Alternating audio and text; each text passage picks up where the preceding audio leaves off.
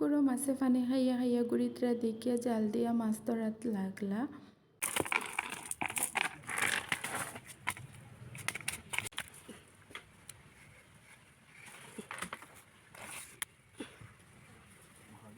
তো একটা মাত্র মাছ ধরা হয়েছে, বাকি যখন জাকি দিয়ে এটা দিছুন আরও মাছ আসলা পানি খাইয়া খাইয়া গুড়িতরা, তো এটার লগে একটাও ঢুকছে, বাকি এটা গেছুন গে, তারপরে আর মাছ ধরা হয়েছে না।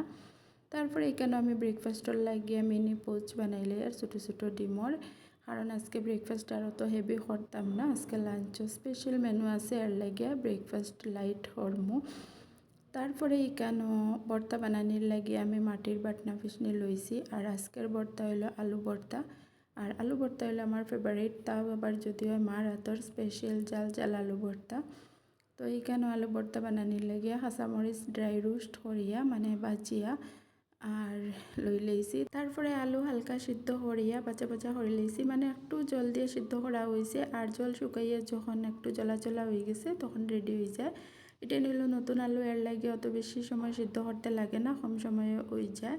আর যেটা ইনগ্রিডিয়েন্টস লাগবে এটা নিল কাঁচা পেঁয়াজ, নাগা ধনিয়ার পাতা, লবণ পরিমাণ মতো। তো সবটা বালা করিয়া মিক্স করে লইলেও রেডি হয়ে যাইব গিয়া মার হাতের স্পেশাল জাল জাল আলু ভর্তা।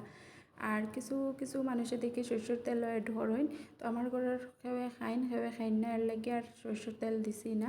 আমি কিন্তু তেল দিয়েও খাইতে পারি, তেল ছাড়াও খাইতে পারলে আলু ভর্তা সবসময় আমার ফেভারিট। আর আজকের আলু ভর্তাটা আমি বানাইছি মাটির বাটনা পিসনিতে, এই বাটনা পিসনিটা বাংলাদেশ থেকে আনা হয়েছে।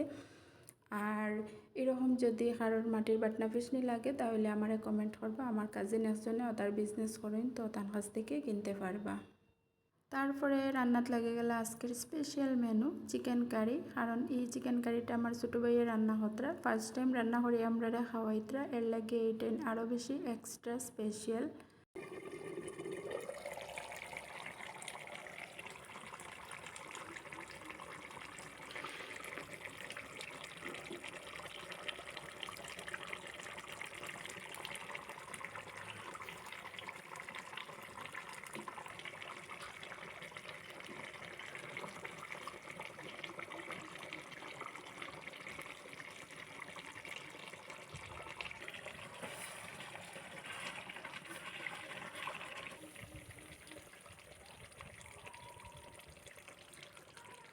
তো চিকেন কারি মাশাল্লাহ দেখতেও যেরকম সুন্দর হয়েছে, খাইতেও আরও বেশি টেস্টি হয়েছে, আমরা রান্নারেও হার মানাইব।